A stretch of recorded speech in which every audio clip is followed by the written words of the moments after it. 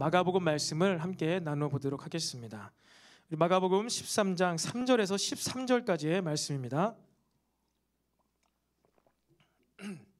마가복음 13장 3절부터 13절까지 교독으로 우리 번갈아 가면서 한 절씩 읽어보도록 하겠습니다. 제가 먼저 3절 말씀을 읽겠습니다. 예수께서 감난산에서 성전을 마주대하여 앉으셨을 때 베드로와 야고보와 요한과 안드레가 조용히 묻되 우리에게 이르소서 어느 때에 이런 일이 있겠사오며 이 모든 일이 이루어지려 할 때에 무슨 징조가 있사오리이까? 예수께서 이르시되 너희가 사람의 미혹을 받지 않도록 주의하라. 많은 사람이 내 이름으로 와서 이르되 내가 그라하여 많은 사람을 미혹하리라. 난리와 난리의 소문을 들을 때 두려워하지 말라. 이런 일이 있어야 하되 아직 끝은 아니니라. 민족이 민족을 나라가 나라를 대적하여 일어나겠고 곳곳에 지진이 있으며 기근이 있으리니 이는 재난의 시작이니라. 너희는 스스로 조심하라. 사람들이 너희를 공회에 넘겨주겠고 너희를 회당에서 매질하겠으며 나로 말미암아 너희가 권력자들과 임금들 앞에 서리니 이는 그들에게 증거가 되려 함이라. 또 복음이 먼저 만국에 전파되어야 할 것이니라. 사람들이 너희를 끌어다가 넘겨줄 때 무슨 말을 할까 미리 염려하지 말고 무엇이든지 그때 너희에게 주시는 그 말을 하라. 말하는 이는 너희가 아니요 성령이시니라. 형제가 형제를 아버지가 자식을 죽는 데에 내주며 자식들이 부모를 대적하여 죽게 하리라. 함께 읽겠습니다. 또 너희가 내 이름으로 말미암아 모든 사람에게 미움을 받을 것이나 끝까지 견디는 자는 구원을 받으리라. 아멘. 아멘. 네, 할렐루야. 오늘 우리가 또 이렇게 영상으로 또 유튜브로 예배를 드리고 있습니다. 우리 이 시간 또 화면을 보면서 또 옆에 또 누군가 있다면요, 옆에 있는 사람과 이렇게 격려하며 우리 인사합시다. 자, 성령 충만합시다. 시작. 우리 성령 충만합시다. 성령 충만합시다. 또 매일 기도합시다. 시작. 매일 기도합시다. 매일 기도합시다. 네, 여러분 우리가 오늘 그리고 다음 주까지 해서 2주간 또 전면적으로 온라인으로 예배를 드리게 되었습니다. 여러분 아까 우리가 기도했던 것 같이 우리의 이러한 예배가요 정말 과부가 그 헌금함에 2렙돈을 드린 것 같은 그러한 심령으로 우리가 예배를 드리기를 원합니다. 남들이 볼 때는 정말 보잘것없고 그런 연약한 모습으로 예물을 드렸다 생각할 수 있지만 눈에 보이는 그것이 아니라 그 과부의 마음, 심령에 있었던 그 중심에 있었던 그것을 예수님께서 받으셨습니다. 저와 여러분이 오늘 이 시간에 눈으로 여러분들이 보이지는 않지만 하나님께서 우리 모두의 마음을 보고 계세요. 우리가 이 시간 그 마음으로 전심으로 하나님께 예배를 드리며 또 예물을 드리며 그런 마음을 드릴 수 있는 시간이 되기를 간절히 원합니다. 우리가 드린 예배, 우리가 드린 이 모든 예물이요 전심으로 마음을 다해 드린 예배가 되기를 원해요. 구약에서는요 최고의 재물, 건강한 것, 소, 가장 좋은 부위 그런 것으로 무엇입니까? 그런 것을 통하여서 너의 마음을 다한 예배를 드리라고 했습니다. 그런데 신약에 와서는 그것이 어떻게 되었습니까? 형식으로 물질로는 최고의 것을 드리지만 마음이 없는 그 예물과 제사를 드리는 것에 대해서 예수님께서 책망하셨습니다. 하지만 참새 한 마리 가격밖에 안 되는 그 2렙돈을 드리면서 무엇입니까? 최선의 것, 최선의 마음, 그의 생활비 전부, 생명 다해 드리는 그 과부의 예물을 하나님께서 받으신다고 우리가 지난 시간에 말씀 나눴어요. 오늘 비록 우리가 유튜브로밖에, 영상으로밖에, 온라인으로밖에, 또한 지금 설 연휴를 앞두고선 친척들 찾으러 간다니까 꼭 그렇지만 우리 지방에 내려가서 실시간으로 예배를 드리지 못하고 오늘 모든 일정 후에 또 밤에 혹은 다음날 예배를 드리는 지체들이 있을지도 모르겠습니다. 하지만 비록 우리가 그렇게밖에 드릴 수 없는 예배라 하더라도 여러분 여러분의 마음을요 하나님 앞에 집중케 되기를 원합니다.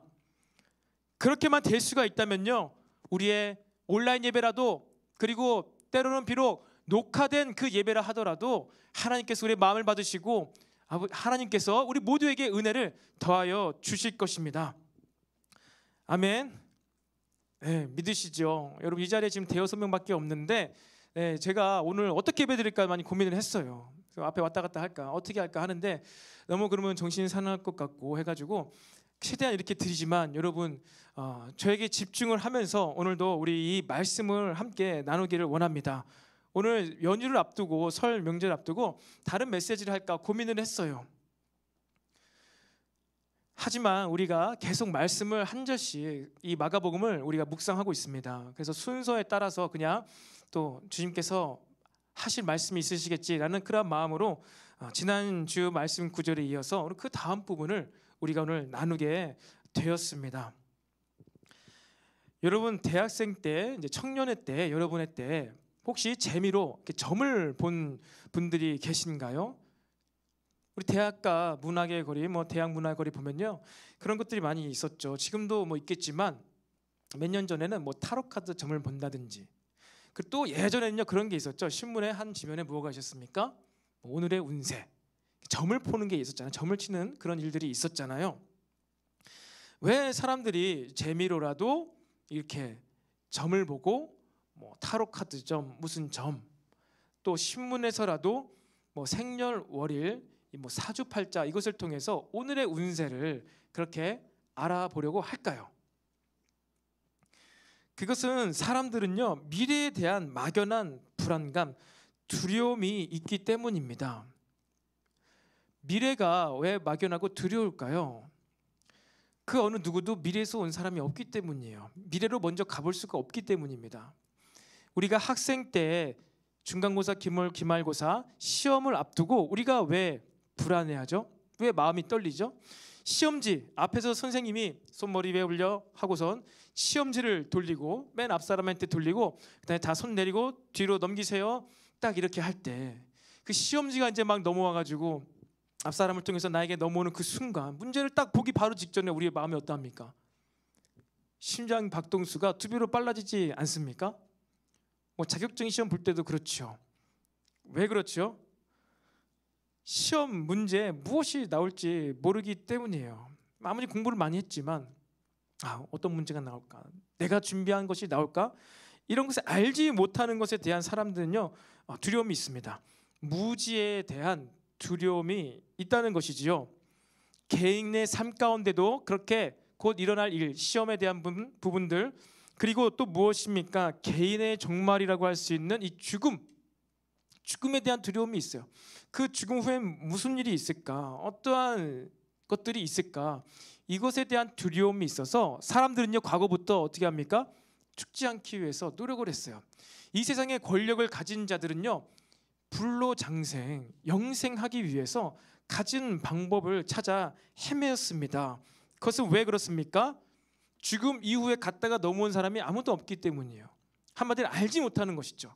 무지함에 대한 두려움이 우리 사람들에게도 있습니다. 뿐만 아니라 개인적인 것뿐만 아니라 또 전 세계적으로요 이 종말에 대한 두려움이 있습니다. 이 지구가 언제 끝이 날까? 이 지구가 언제 폭발할까? 이 우주의 끝은 언제 올까? 이 우주적인 종말에 대한 두려운 마음들, 불안한 마음들, 이러다가 세상이 끝나려는가? 라는 것에 대한 마음들이 있습니다. 그런데 만약 이러한 미래에 대한 무지로 말미암은 불안감과 두려움이 우리 모든 사람들에게 있는데, 만약에 그러한 때 내가 당신의 미래를 알고 있습니다, 내가 이 지구가 언제 마지막이 될지 알고 있습니다 라고 하는 사람, 혹은 그렇게 말하는 단체가 등장한다면 여러분 어떻게 될까요? 그 사람은 혹은 그 단체는요 많은 사람들의 관심을 끌 수가 있을 것입니다. 실제로 여러분 우리나라 1992년도에 그런 일이 있었어요.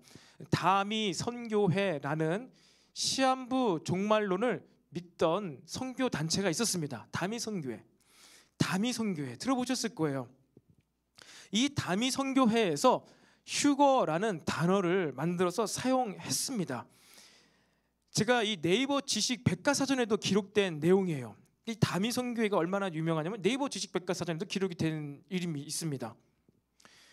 이 1978년도에 어니스트 앵글리라는 사람이요, 예수 재림 소설 랩처라는 것을요, 이 장림이라는 사람이 번역하면서 휴거란 말을 사용했어요. 이 랩처라는 말은 이제 광희에 황홀한 뭐 이러한 뜻을 담고 있는데, 이 랩처 광홀한 광희에 황홀한 이 뜻이 무엇일까요? 그 어떠한 분위기와 느낌이 예수님께서 이 땅에 다시 오실 때, 공중에서 강림하실 때 우리 믿는 모든 의인들이 이 땅에서 그 예수님을 바라보면서 황홀한 광희의 그런 순간 가운데 몸이 변화되어서 다시 오실 주님을 향해서 몸이 붕 떠서 휴거되어서 어떻게 됩니까? 이 땅의 7년 환란의 때를 겪지 않게 된다라는 그러한 세대주의 종말론자들의 주장을 이 다미 선교회에서 했던 것입니다. 그리고 특별히 그들은요, 1992년 10월 언제입니까? 10월 28일 24시에 예수님께서 재림한다고 믿었어요. 그리고 그때 사람들이 휴거가 된다. 그때 우리가 믿는 사람들은 휴거가 되고, 이 땅은, 이 지구상의 이 땅은 7년 동안, 3년 반, 7년 동안 대환란을 겪게 되고, 그 후에 천년왕국이 임하고 우리가 새하늘과 새 땅, 새 예루살렘에 들어가게 된다라고 주장했습니다. 근데 그들이 왜 1992년 10월이라는 그 얘기를, 날짜를 말했냐면요, 아주 놀라워요. 이 다미 선교회 신도들 가운데 한 명도 아니고 두 명도 아니고 3명이나 계시를 받은 겁니다. 계시. 그 3명이 각자 다른 날에 다른 사람인데 동일하게 92년 10월 28일 자정에 예수님께서 다시 오실 거라는 그런 계시를 받게 돼요. 환상을 보게 됩니다. 그래가지고 이들이 이 92년도에 예수님이 재림하시고 세상이 끝난다, 그 이후가 되면 아무것도 우리에게 필요가 없다, 92년도에 예수님께서 재림하시고 7년 환난의 때를 지나고 1999년도에 연말쯤에 새하늘과 새 땅이 내려온다, 그때 되면 이 세상이 끝이 나니까 어떻게 하라는 거예요? 지금 우리가 이렇게 사는 거 의미 없다. 그러면서 이 맹신도들은 종말론에 세뇌되어 학업이나 생업을 그만두거나 재산을 교회에 바치는 일이 일어났습니다. 어떠한 사례들이 있었는지 제가 말씀해 드릴게요.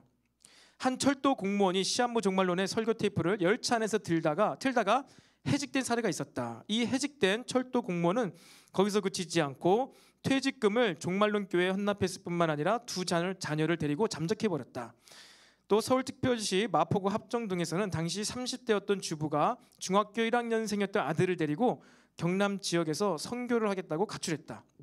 부산광역시의 한 시민은 부동산 1억 원을 매각해 그 돈을 종말론 교회에 헌금했다. 또 여러 가지 이런 게 있는데,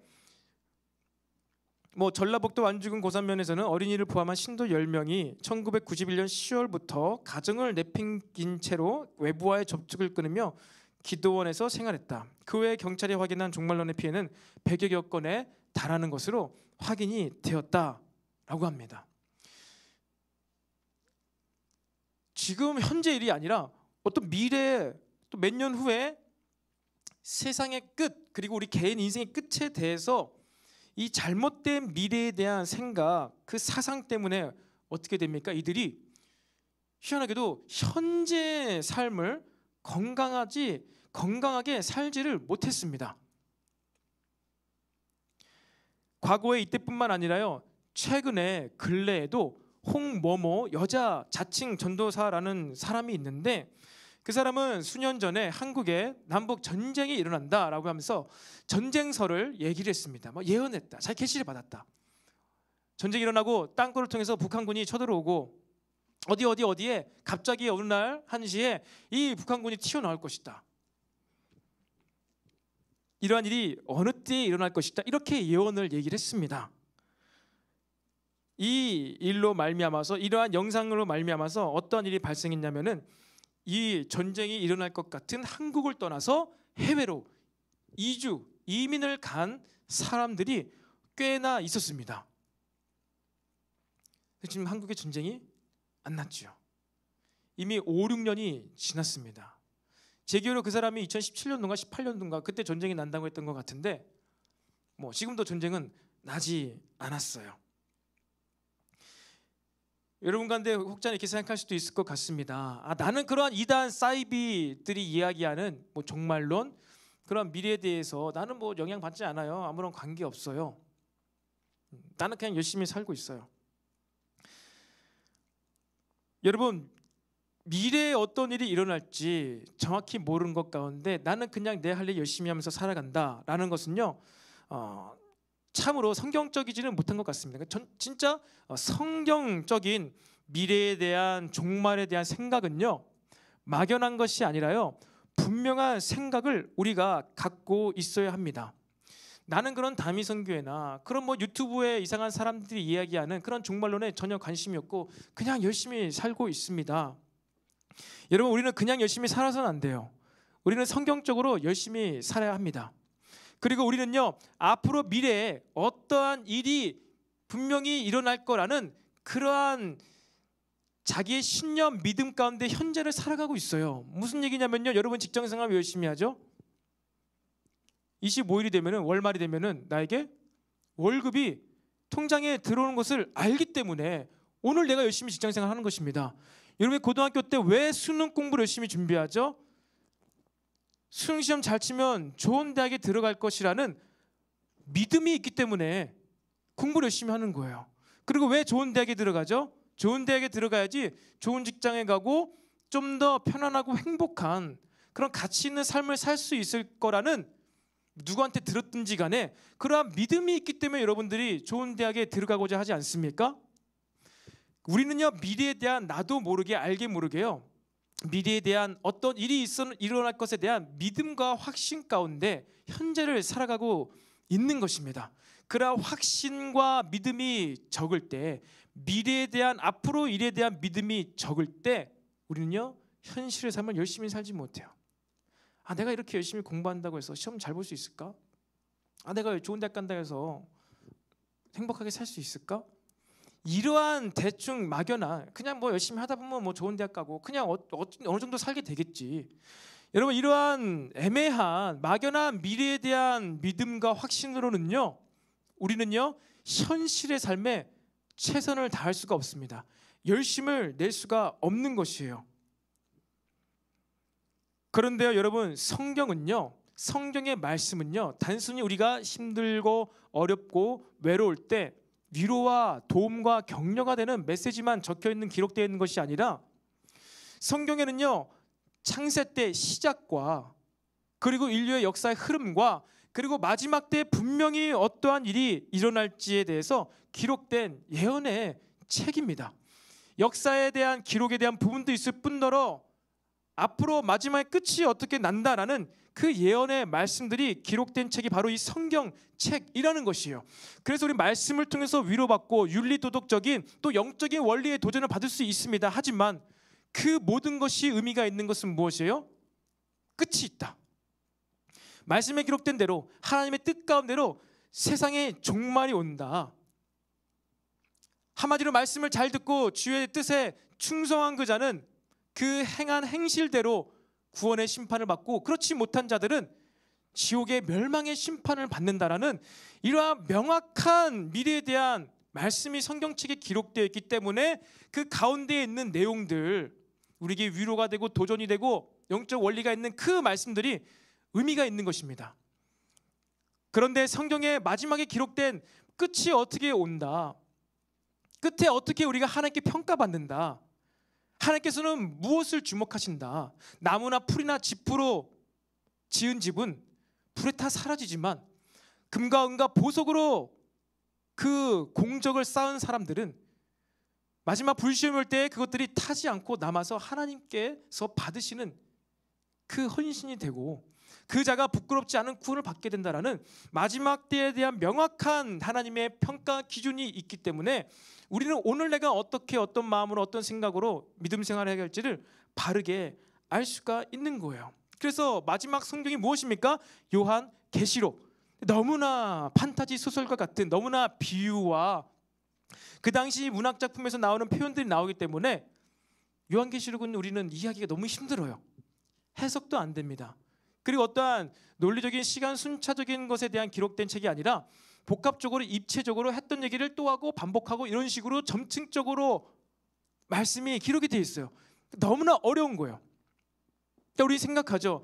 성경 66권 중에 한 권 요한계시록 잘 몰라도 말씀도 잘 많이 못 들어보았는데 다른 말씀 많이 묵상해서 열심히 신앙생활 해야지 라고 생각할 수도 있지만요, 여러분 요한계시록뿐만 아니라 성경에는 곳곳에 이 마지막 때에 대한 말씀이 기록되어 있습니다.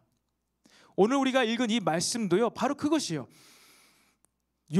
사도 요한이 기록한 마지막 때에 대한 종말의 모습이 아니라 우리 주님이신 예수님께서 직접 기록하신 소묵시록이라도 불리우는 마가복음 13장의 종말에 대한 예수님의 가르침입니다. 예수님의 말씀이에요. 예수님께서 직접 말씀하신 예언의 기록입니다.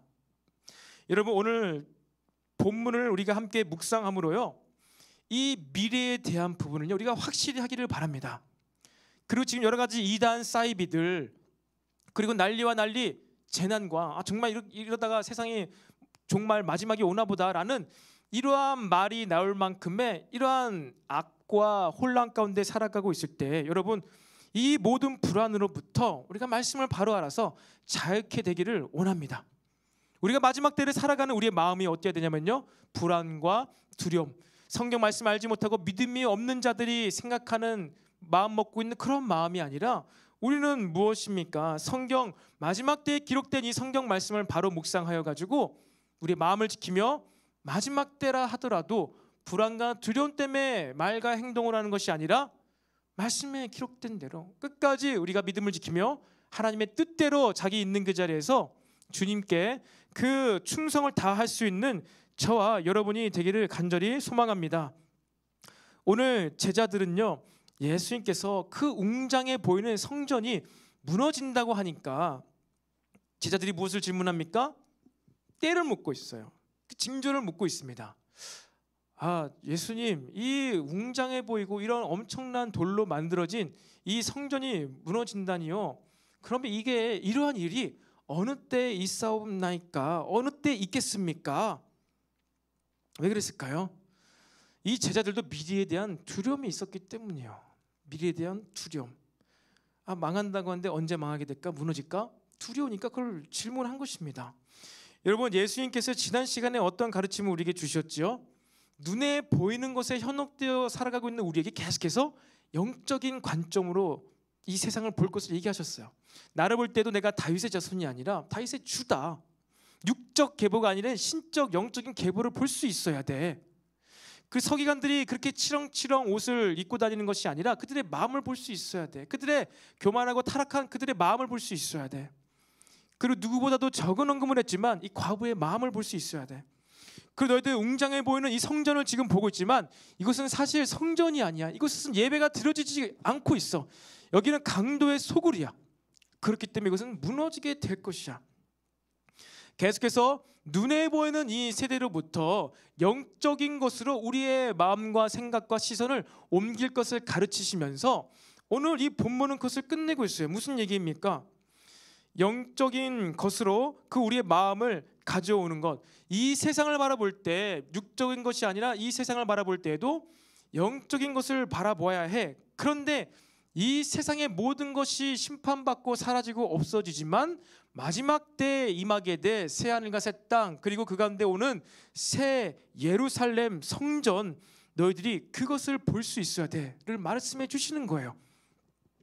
이 땅의 일들을 영적인 눈으로 바라보는 것을 넘어서서 완벽하고 온전한 하나님의 나라가 오게 될 미래에 있을 그 새 예루살렘을 궁극적으로 그것을 너희들은 영적인 눈으로 바라봐야 된다는 것을요 말씀해 주시고 계신 거예요. 그리고 왜 우리가 그 새 예루살렘, 새 성전을 바라봐야 됩니까? 새 예루살렘이 오면은, 뭐 새 하늘과 새 땅이 오면은 그곳에 우리의 지분, 우리가 살 땅이 있기 때문에 이곳에서 내가 내 자가주택을 갖지 못하고 살았는데 새하늘과 새 땅, 새 예루살렘에 오면 그곳에는 내 집이 있겠지. 실제로 그렇게 말씀하시는 분들이 있었어요. 처음 갔다 온 사람들이 막 하는 얘기가 천국 새 하늘과 새 땅에 지금 한창 공사가 진행 중이라고. 열심히 충성한 자들에게는 펜션과 같은 뭐 엄청 큰 펜트하우스와 같은 그 집들이 막 지어지고 있다고. 우리가 이 땅에서는 집이 없지만 그곳엔 집이 있습니다. 열심히 주께 충성하십시오. 모르겠습니다. 진짜 뭐 그렇게 집이 있을지도 모르겠어요. 근데 있겠죠. 우리가 기거할 처소가 있다고 했습니다. 하늘에. 그런데 우리가 주목해야 될 것은요, 새하늘과 새 땅 가운데 임하는 새 예루살렘이에요. 왜냐하면은 마지막 때, 최후의 마지막 때에 새하늘과 새 땅 그 이후에 새 예루살렘, 새 성전이 내려오는데 거기서 무엇이 일어나기 때문이에요? 어떤 이벤트? 빅 이벤트가 일어나죠. 무엇입니까? 어린 양의 혼인잔치. 우리의 신랑 되시는 예수님과 신부되는 교회, 우리와의 웨딩 마치가 새 예루살렘에서 이루어지기 때문에 그것을 보라는 거예요. 너희는 그것을 봐야 된다. 여러분, 이거가 종교적으로 들립니까? 아직 여러분들 결혼 안 하셨죠? 결혼식 기대하십니까 혹시? 아멘. 여러분, 우리 자매 두 분 계신데 결혼식을 기대하십니까? 결혼식을 왜 기대하죠? 결혼식에 누가 있기 때문에? 뭐 흰색에 백색의 드레스가 있기 때문에? 아니 많은 하객들이 있기 때문에 기쁜가요? 그 결혼식장에 누가 있죠? 신랑이 있기 때문에.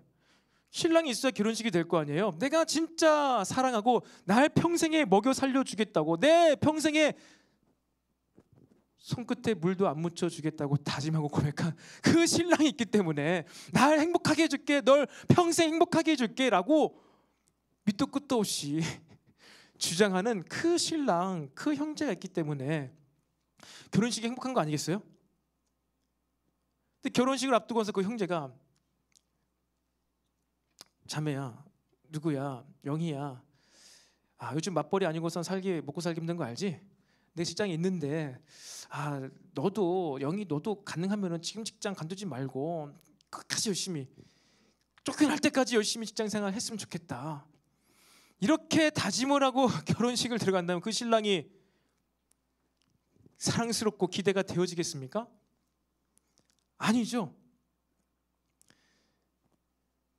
저는 뭐 개인적으로 저의 개인 사기 하지만 결혼하고 나서 아내에게 손에 물은 많이 묻혔지만 일은 시키지 않았습니다. 일은 시키지 않았는데 물은 많이 묻히고 있습니다. 아니 제가 설거지를 한다고 해도 말리더라고요. 제가 해봤자 또 해야 된다고, 하지 말라고, 자기가 한 번에 끝내겠다고 그렇게 하는데, 어쨌든 여러분, 이 마지막 때 어린 양의 혼인잔치를 너희들은 봐야 돼요. 왜 그러냐면요, 그런 느낌인 거예요. 이게 진짜 나의 이상형, 연예인보다 더 잘생기고 더 예쁘고, 너무나 지금 청년들의 지금 관념과 문화로 보았을 때 정말로 누구 있습니까? 멋진 남자 연예인, 뭐 조인성, 뭐 원빈, 뭐 이러한 사람들이 신랑이 딱 있는 거예요. 예수님이. 그리고 형제들에겐 누가 있습니까? 우리 멋진 여자 자매, 예쁘고 정말 늘씬한 자매가 누가 있습니까? 아니 여자 연예인 누가 있습니까?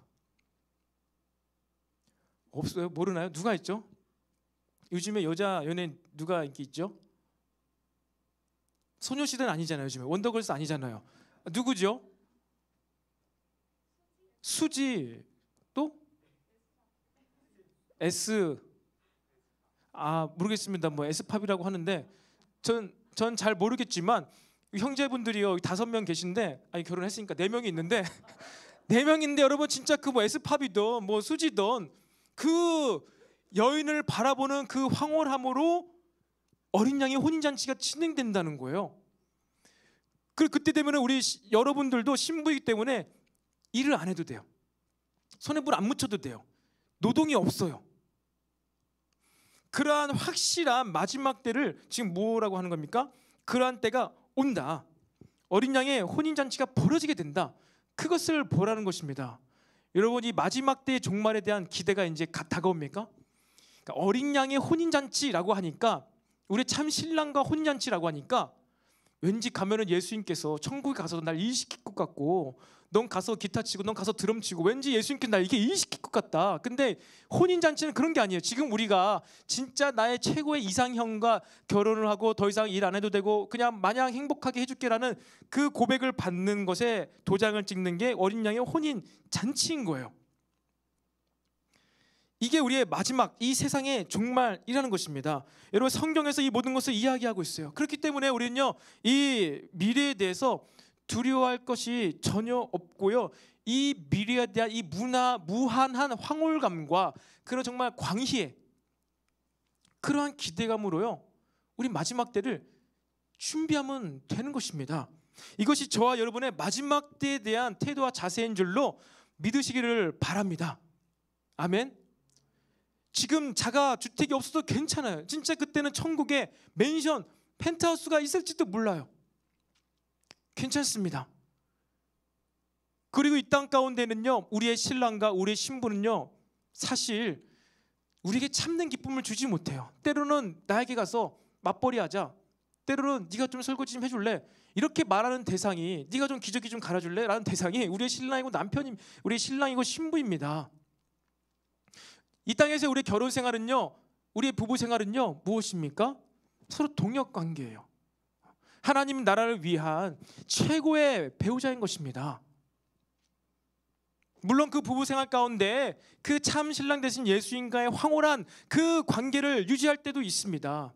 하지만 진짜 그 관계는 마지막 때, 이 땅에서는 주의 나라를 위하여서, 그 목적을 위하여서 가장 서로 충성되이 부르심을 받은 자들이 바로 이 부부의 관계인 것이죠. 밸런스가 필요합니다. 우리는요, 그렇게 이 마지막 때를요, 기대하면서 기다리면서 바라보아야 하는 것을 믿으시기를 바랍니다. 그런데 이 마지막 때가, 어린 양의 혼인잔치가요, 딱 그냥 왔으면 좋겠어요. 그런데 오늘 성경 말씀에서는 그렇지 않아요. 이 혼인잔치가 발생되기 전에 이 땅에서 몇 가지가, 그 징조들이 있다는 것입니다. 오늘 그 징조를 나누기를 원해요. 그래서 마지막 그때는 예수님께서 딱 오셔야지 진짜 끝입니다. 뭐 이런저런 지진과 재난과 기근과 핍박과 전쟁이 있어도 그건 마지막 때가 아니에요. 그럼 뭐라고요? 마지막 때에 대한 징조. 마지막 때는요, 오직 예수님이 오셔야만 마지막 때가 옵니다. 그리고 예수님이 오신지 안 오신지는 우리 다 알 수 있어요. 다 알 수 있어요. 왜 그래요? 예수님께서 어떻게 오시기 때문에? 우리가 찬양에도 부르지만, 보라 주님 구름 타시고 나팔 불 때 다시 오시네. 여러분, 초림 예수님은요, 아무도 모르게 그렇게 숨죽여서 오셨습니다. 조용히, 알 사람만 알도록. 그런데 재림주로 심판주로 오신 예수님은요, 모든 사람들이 다 알아볼 수 있게 오신다고 했어요. 나팔 소리가 대대적으로 일어나고요, 그는요 부모도 없어요. 왜? 하늘에서 떨어져요. 하늘에서 오니까 마치 구름 타고 오는 것처럼 보이니까 사도 요한이 그 환상을 보면서 마치 진짜 손오공, 만화 영화의 손오공처럼 구름 타고 오신다. 그러니까 구름과 함께 천군천사 함께 내려오신다는 거예요. 다 알 수 있습니다. 이 땅에서 자기가 지린 예수라고 하는 사람을 다 여러분 호적 조사를 해보세요. 부모가 다 있어요. 엄마 아빠가 다 있어요. 근데 재림 예수님은요, 뭐가 없어요? 부모가 없어요. 육으로 오시는 게 아니에요. 신령한 영혼 육의 모습으로 오십니다. 구름 타고 위에서 내려오세요. 다 알 수 있어요. 다 보게 돼요. 그러니까 이 세상의 정말 마지막 끝은요, 우리 모두가 알아요. 그것에 대해서 우리는 불안해할 필요도 없고 궁금해할 필요도 없어요. 누구한테 들을 필요도 없어요. 다 알아요. 그런데 무엇이 우리 가운데 혼란을 주느냐? 그 재림 전에 있을 징조들. 그렇기 때문에 여러분들, 우리는요, 이 발생되는 몇 가지 징조들에 대해서 우리가 바르게 알고 있어야 됩니다. 오늘 본문 가운데는요, 세 가지를 얘기를 하고 있어요. 10절을 중심으로요, 여러분, 우리는 이 말씀을 혹은 글을 읽을 때 위에서부터 아래로 쭉 읽지만요, 이 이스라엘 사람들, 유대인들은요, 성경 자체가 그렇게 돼 있지만요, 어떤 강조를 하고 중요한 얘기를 하기 위해서는요, 그 문단 전체를 생각을 하고 진짜 하고 싶은 얘기, 그리고 진짜 일어나야 될 일을 그 중앙에 놓고 앞뒤로 이렇게 샌드위치처럼 숨이 쌍은 기법이라고 합니다. 그 중심 구조를 통해서 앞뒤로, 그리고 그 다음 껍질, 그 다음 껍질로 이렇게 대칭되게 어떠한 논리를 펼치고 있습니다. 오늘 예수님께서 예언의 말씀을 주실 때에도 유대인들에게 하고자 하는 메시지를 더 분명히 나타내기 위하여서 수미 쌍응 기법을 사용하셔서 인클로지오 기법을 사용하셔서 오늘 마지막 때의 예언의 말씀을 하셨어요. 단순히 내용과 지식을 전달하는 뿐더러 문장 구조를 통하여서 강조점, 니들의 무엇에 관심을 가져야 될지를 말씀해 주신 것입니다. 그것이 무엇입니까? 바로 가장 중요한 부분은 10절이지요. 또 복음이 먼저 만국에 전파되어 할 것이니라. 마지막 때에 일어난 일들은 이 일이라는 거예요. 그런데 이것을 중심으로 가장 바깥 껍질이 무엇입니까? 13절과 6절, 7절이에요. 이게 7절과 13절이 처음으로 발생되는 일입니다. 근데 저는 더 나아가서 6절, 7절을 함께 묻고 싶어요. 한마디로 마지막 때 발생되는 첫 번째 징조 중 하나가 무엇입니까? 그것은 바로 미혹입니다. 가짜 메시아에 대한 일들, 소문이 퍼져 나간다는 거예요. 더 정확히는 6절에 많은 사람이 내 이름으로 와서 이르되 내가 재림 예수다라고 한다는 거예요. 그러면서 미혹한다는 거예요. 이것은 무슨 얘기냐면요, 내가 재림 예수다라는 이 꼴 뭐라고요? 이제 세상의 끝이 왔다 이거예요. 한마디로 마지막 때에 대한 징조 중에 첫 번째는 끝이 왔다고 여기저기서 얘기한다는 거예요. 아니, 끝은 예수님께서 오시면 끝이에요, 땡이에요. 근데 왜 끝이 왔다고 얘기를 하냐는 거예요. 아까 다미성교회, 그리고 그 이상한 여자 전도사, 뭐 전쟁이 와서 이제 뭐 대한민국 종말이 온다, 이 세상에 끝이 온다, 종말이 온다. 예수님이 오시면 끝이 난데 왜 그것을 얘기하죠? 미래에 대해서 불안하게 만들고 자기에게 구원이 있다, 나에게 와라 하면서 무엇입니까? 나에게 뭘 바쳐라?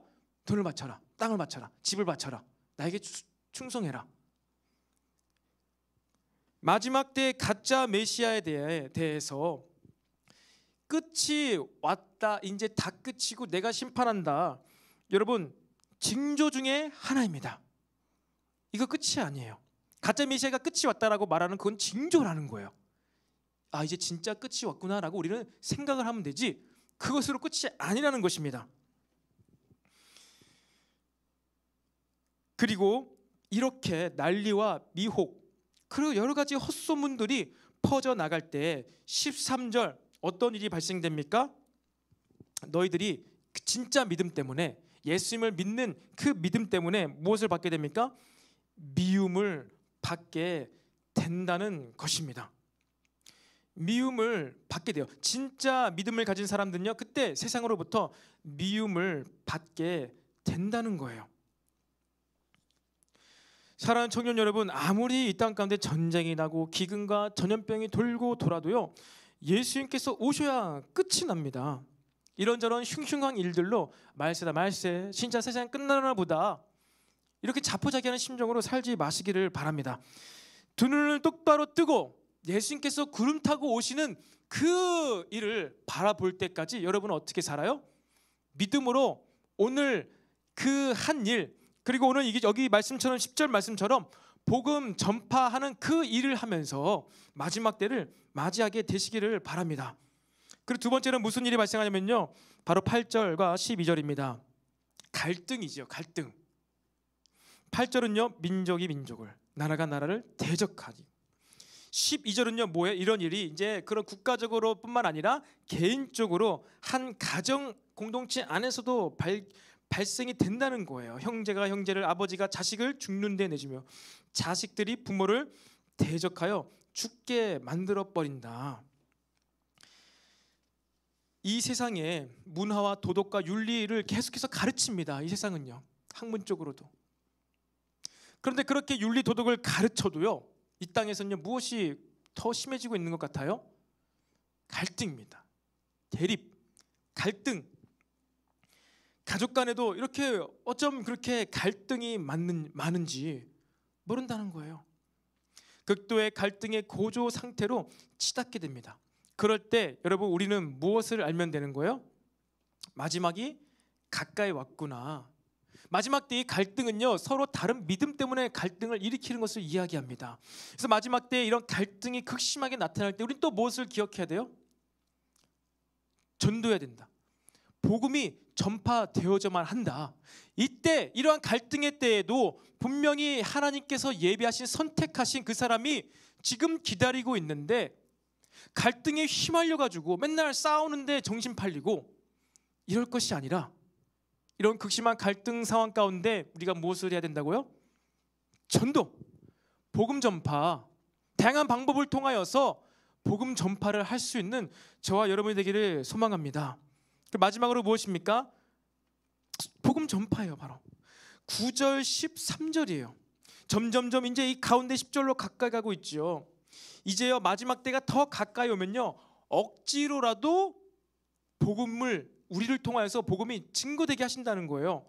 9절이 무엇입니까? 너희는 스스로 조심하라. 사람들이 너희를 공개 장소에 넘겨주겠고 너희들은 많은 사람이 있는 곳에서 매질하겠으며 너희들은 권력자들, 이 좀 힘 좀 있고 돈 있는 사람들 앞에서 서게 된다.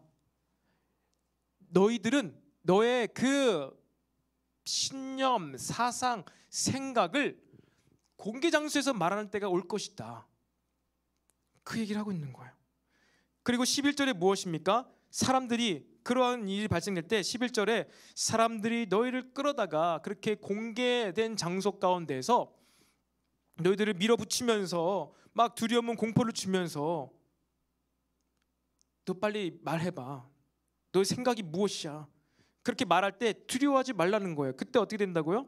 너에게 할 말을 주시는 이가 계신데 성령께서 그 할 말을 주실 테니 너희들은 걱정하지 말라라는 것입니다. 마지막 때가 되면요 우리 믿는 자들이요 사람들 앞에서 공개적으로 오픈된 그 상황 가운데서 우리에게 대답을 요구한다는 거예요. 너 왜 교회 갔니? 너 왜 다른 사람들 불편하게 자꾸 그렇게 공개적인 장소에서 밥 먹기 전에 식사기도 하니? 제발 그것 좀 안 할 수 없겠니? 너 이런 코로나 상황인데도 왜 꼭 그렇게 갔니? 왜 그랬니? 너 왜 그런 건지 이야기해봐. 그렇게 우리의 신념, 우리의 신앙, 우리의 믿음을요 공개적으로 변론해야 될 때가 온다는 것입니다. 여러분 이것이 바로 마지막 때의 현상이에요. 그리고 그때 우리는요 성령께서 하시는 그 감동에 따라서 말을 할 수 있어야 합니다. 여러분 이러한 경험들이 우리 모두에게 있기를 원합니다. 마지막 때에 더 가까이 올수록 세상의 종말뿐만 아니라 우리 각 개인에게도 마찬가지입니다. 우리 각 개인에게도 종말이 올 때 이런 미혹과 갈등과 그리고 무엇입니까? 내가 괜히 나를 변호해야 돼. 내 믿음, 신앙 고백을 해야 되는 그런 상황에 처해지게 된다는 것입니다. 그런데 결국 그 일을 통해서 우리에게 무슨 일이 발생한다는 거예요? 우리가 그렇게 하면 안 된다는 거예요. 뭐냐면은 내가 이렇게 예수 믿고 열심히 잘 살고 있는데 신앙생활 열심히 하는데 왜 나에게 이렇게 어려움만 닥치지? 왜 많은 사람들이 나를 힘들게 하지? 그냥 나 좀 내버려둬. 나는 내 정말 신앙 갖고 그냥 조용히 열심히 살 거야. 내가 믿음만 없었으면 신앙만 없었으면 교회만 안 갔으면은 이런 어려움이 없었을 텐데 내가 유난히 그렇게 신앙생활 열심히 해서 이런 공개 장소에서 말을 해야 되니 너무 불편해. 너무 어려워. 근데 여러분 마지막 때가 되면 그런 일이 발생한다는 거예요. 우리는 그때 무엇을 하면 돼요? 증인이 되면 됩니다. 하나님께서 나에게 믿음을 주신 증거를 대면 된다는 거예요. 그때 복음의 증인으로 우리가 서게 된다는 것이죠. 그것은 우리가 생각하는 방법이 아닐 수가 있습니다. 그런데 때때마다 이 복음 전파를 위해서 복음 증거를 위하여서 우리가 이렇게 사람들 앞에 선다는 거예요. 그러면 그때 우리는 무엇을 하면 됩니까? 무엇을 하면 돼요? 복음을 증거하면 됩니다. 나의 말과 나의 인격, 나의 삶의 행동을 유발시키는 건 내가 그렇게 말했던 이유는요, 내가 그렇게 행동했던 이유는요, 바로 복음 때문입니다. 예수님의 십자가의 죽음과 부활 때문에 내가 그렇게 말했습니다. 예수님께서 다시 이 땅 가운데 오실 것이기 때문에 내가 지금 이렇게 행동하고 이렇게 살아가고 있는 것입니다. 여러분 이것을 이 복음에 증인된 삶을 살아가게 되시기를 바랍니다. 그때 사람들은 이야기할 거예요. 네 정신이 나갔구나. 네가 교회 다니더니만 미쳤구나. 여러분 바로 그게 성경에 기록되어 있습니다. 사도 바울이 헤롯 아그리빠 왕에 끌려가가지고 신문 받을 때 자신의 경험 간증을 했어요. 아그리빠 왕도 알고 있었죠. 이 사도 바울은 대단한 사람이고 학식 있고 뛰어난 사람인데 네가 왜 그렇게 예수를 전하느라고 그 삶을 살고 있느냐, 좀 말 좀 해봐라 하니까 이 사도 바울이 자신의 삶을 다 얘기한 거예요. 간증한 거예요. 그 다메섹으로 내가 사람을 잡아 죽이기 위해서 예수님을 믿는 자들을 잡아 죽이기 위해서 가는 길에 빛보다도 더 밝은 그 주님을 만났습니다. 난 눈이 멀고 삶을 끝내려고 했지만 예수님께서 나에게 찾아오시고 또 아나니아를 통하여서 나에게 기름 부으사 나에게 성령을 부어주시고 내가 할 일을 말씀해 주셨습니다. 그리고 그 일 가운데 수년 동안 나에게 이러한 어마어마한 일들이 발생되었습니다. 뭐 귀신 떠나고 죽은 사람이 살아나고 막 이런 일을 얘기하니까 독사물로 죽지 않고 막 이러니까 헤롯 아그리빠 왕이 그 얘기를 듣고 어떻게 했어요? 미친 소리를 하는구나. 너무 많이 공부했다면 네가 정신이 나갔다. 정신병자가 되었구나. 그러한 얘기를 들었습니다. 그런데 이러한 상황 가운데요, 예수님 때도 마찬가지였죠. 예수님 보고 귀신이라고 하고 예수님 보고 사마리아인이라고 유대인들이 말했습니다. 우리가 지금 큐티책 묵상하고 있죠. 근데 그런 것 가운데 하나님께서 예비하신 자 니고데모와 같은 자는 어떻게 해요? 나중에 찾아와요. 나중에 찾아와서 어떻게 내가 하나님 나라를 볼 수 있습니까? 갈 수 있습니까? 그걸 물어봐요. 그리고 그에게 예수님께서 진리를 말씀하시죠. 그리고 니고데모는요, 그대로 예수님의 제자가 되었어요. 나중에 산헤드린 공의원 모두가 다 예수를 잡아 죽이자고 할 때 니고데모는 그의 증언을 들어보고 나서 재판하는 것이 우리의 율법인데 왜 그렇게 무법하게 판결을 하려 하느냐, 예수님을 옹호한 예수님의 제자가 되었습니다. 여러분이 이렇게 사람들에게 정신 나간 사람이다, 네가 미쳤구나, 맨날 가서 기도만 하더니만 헛 얘기를 하는구나, 이렇게 얘기한 사람이 있을 수도 있지만 누구는요, 하나님께서 예비하신 누구는요, 여러분에게 나중에 카톡을 보내올 것입니다. 나중에 조용히 찾아와요. 나도 지금 이 삶을 살아가기가 너무나 어려운데 너는 어떻게 그렇게 열심히 바르게 정직하게 살아가니? 나도 네가 다니는 교회를 한번 가보고 싶어. 하나님께서 예비하신 그 사람은요, 여러분에게 찾아온다는 거예요. 여러분, 다니엘과 요셉과 같은 사람들, 바로 왕이 좋아했죠. 느부갓네살 왕이 좋아했죠. 그들이 다니엘을 좋아하고 요셉을 좋아했던 이유는요, 그들이 가지고 있는 믿음 때문에 좋아했던 게 아니에요. 그들이, 요셉과 다니엘이 그들에게 도움이 있기 때문에 그들을 좋아했던 거예요. 그들의 믿음 자체, 신앙 자체를 좋아했던 게 아니라는 거예요. 여러분, 우리가 이 땅에 살아갈 때 믿음으로 여러분들이 열심히 살아서 주변에, 직장에, 여러분 주변 사람들에게 좋은 유익을 끼칠 수가 있습니다. 그런 것 때문에 여러분 주변에 있는 사람들이 여러분을 인정, 와, 네 진짜 대단해, 네 진짜 기독교인 같아 라고 칭찬할 수가 있어요. 여러분, 그런데요, 그것이 아니라 성경이 기록하고 있는 것은 무엇이냐면요, 우리의 그 믿음 자체, 우리의 그 삶에 대한 태도와 자세 그 자체 때문에 복음이 증거된다는 거예요. 우리의 어떠한 믿음 때문에 열심히 사는 그것으로 유익을 얻는 주변 사람들은요, 우리를 칭찬하고 인정하고 뭐 하나님 대단해 이렇게 얘기할 수 있습니다. 하지만 그것과 복음 전파는요, 조금 별개인 것 같아요.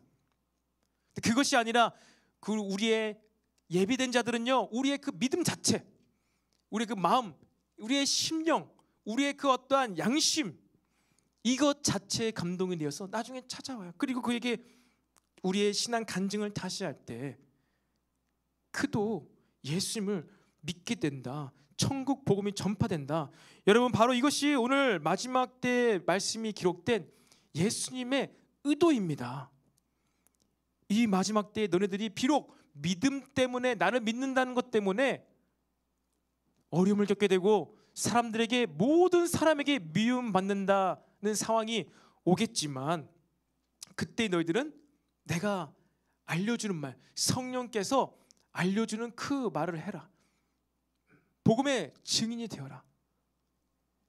그러면 천국 만국에 복음이 전파가 되고 그때야 끝이 오리라. 그때 끝이 오는 거야.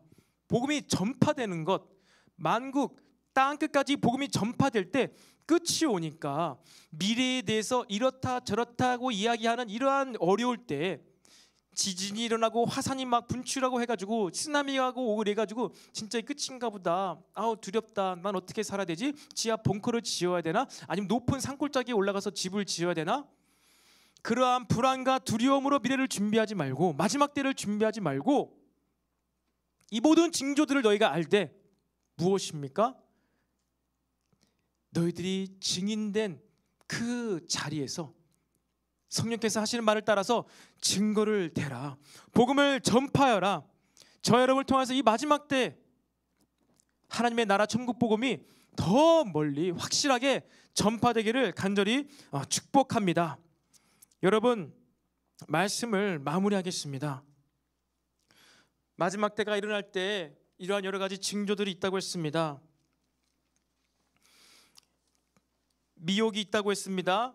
갈등이 있다고 했습니다. 그리고 특별히 그 갈등은 국가적인, 민족적인 갈등뿐만 아니라 개인적인, 가족적인 갈등도 나타난다고 했습니다.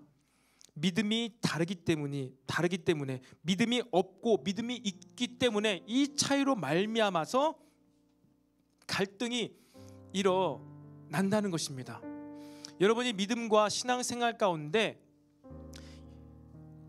믿음 때문에 갈등을 겪고 그런 것이 아니라, 여러분이 삶의 어떠한 태도와 모습이나 게을러서 열심히 안 사는 것 때문에 갈등이 일어난 것으로 말미암아 마지막 때가 징조가 왔다고 생각하면 안 돼요. 분별해야 됩니다. 내가 열심히 사는데 그냥 내가 교회 가는 것, 그냥 내가 열심히 믿는 것, 열심히 더 내 삶을 정결하게 신부의 모습으로 바꿔나가는 이것 때문에 갈등이 오는 그 장소에서 우리는요, 복음의 증인이 될 수 있어요. 근데 내가 마지막 때를 살아가는데 나의 괴로움, 나의 연약함, 나의 실수, 내가 잘못한 것, 그것 때문에 어려우고 있는데, 그때 내가 복음의 증인으로서 증거를 들이대면요, 사람들은 비웃을지 모르겠습니다. 여러분, 이것은 우리가 분별할 수 있어야 합니다. 근데 정말로 마지막 때가 오고 그 광희의 황홀한 어린 양의 혼인잔치가 우리에게 기다리고 있다는 것을 알고 살아가는 우리가요, 그냥 마냥 게으르게 목적 없이 여전히 나를 위하여서 신앙생활을 하는 것은요, 성경을 아직 많이 모를 수도 있다는 것을 우리는 알아야 합니다. 성경은 우리를 위로하기 위해서 기록된 책만은 아닙니다. 성경은 우리에게 힘과 능력을 주기 위해서만 기록된 책은 아닙니다. 성경은 앞으로 일어날 일, 구원과 심판의 사건, 이것을 분명하게 이야기하고 있어요. 이러한 구원과 심판의 저주의 사건이 일어날 터이니 너희는 현재를 바르게 살아야 된다. 현재의 복음을 전파해야 된다. 그리고 그것은 갑자기 한날 호련히 나타나게 되겠지만, 그에 앞서서 이러한 세 가지 징조들이 나타나게 될 테니, 너는 이러한 징조들이 나타나게 되면은 이때가 온 줄 알고 깨어서 기도하며 성령을 충만함으로 충성되이 주님의 일을 감당하여라 라고 우리 주님께서 말씀하고 계십니다. 저 여러분의 인생 가운데 개인적인 종말의 때는요, 각각 다르게 올 수도 있어요. 저도 마찬가지입니다. 저도 이 개인적 종말의 때를 살아감으로 말미암아서 계속 하나님께 인도를 받고 있는 것 같아요. 제가 사역자의 길을 걸어둘 때에도 저의 가정 가운데, 가족 안에서도 저의 이 믿음에 대해서 어떠한 증언을 해야 될 때가 있었습니다. 열심히 직장생활하고 다니면 되지 왜 꼭 그렇게 해야 되겠니? 저는 이러하기 때문에 또 하나님께서 주신 감동이 이러한 것이기 때문에 이 길을 걸어갑니다. 그렇게 가족 안에서 부모님 앞에서 저의 신앙을 마음을요 공언하는 때가 있었습니다. 그러한 때가 있고 나서 이제 복음이 저희 안에서 또 부흥이 일어나고 이제 이런 일들이 사역이 전개가 된 것이지요. 그리고 마찬가지로 직장 안에서도 그러한 어떠한 상사나 그런 사람들과의 대화 가운데서 때로는 혹은 또 공식적인 어떠한 내가 결정을 해야 되는 순간 가운데서 나의 이 믿음, 신앙, 그 마음을 이야기해야 될 때가 있었어요. 그래서 또 이 선교사에 대한 그 일들을 시작할 수가 있었습니다. 여러분, 마지막 때는요 단순히 끝이 아니에요. 진짜 종말의 마지막 때까지 우리 각 개인은요 이 마지막 때와 같은 일들이 계속 반복됩니다. 그 반복되면서 새로운 일이 시작이 되어져요. 마찬가지입니다. 마지막 진짜 우주적 종말의 때도요 끝이 아닙니다. 우리 끝이 아니죠. 새로운 시작이에요. 영원한 결혼 생활의 시작입니다. 동일합니다. 개인의 종말의 때 저와 여러분에게 있어서요 이러한 불편하지만 피하고 싶지만 우리가 증인으로서 서야 되는 그러한 공식적인 혹은 어떠한 법적인 공개적인 그리고 내가 공언을 해야 되는 나의 믿음을 드러내야 되는 그러한 때가 올 것입니다. 여러분이 왔을 수도 있어요. 그리고 조만간 올 수도 있습니다. 그때가 마지막 때라는 거예요. 새로운 시작을 할 수 있는 여러분의 인생의 한 시즌의 마지막 때라는 거예요. 그러면 그때 여러분은 어떻게 된다고요? 불평하거나 원망하거나 주님 이것이 피하게 해주세요, 이런 어려움 겪지 않게 해주세요가 아니라 그때 무엇을 합니까? 내 믿음을 신앙을요 증언하면 돼요. 부끄러운 게 아니잖아요. 세상 사람들은 미워할 것입니다. 그리고 하나님께서 예배하신 자들은요 나중에 나에게 찾아올 것입니다. 무엇이 문제가 됩니까? 계속해서 이 마지막 때와 같은 일들이 이 땅 가운데 그리고 저와 여러분의 삶 가운데 발생되어질 때 오늘 예수님께서 말씀하신 이 마지막 때에 대한 가르침, 이 징조를 기억하면서 우리가 마땅히 해야 될 그 일들, 우리가 마땅히 해야 될 그 말을 선포하며 살아가는 저와 여러분 되기를 간절히 소망합니다. 아멘. 우리 이 시간에 다 같이 자리에서 일어나서 우리가 너무 잘 아는 이 찬양이죠. 주님 다시 오실 때까지 나는 이 길을 가겠다는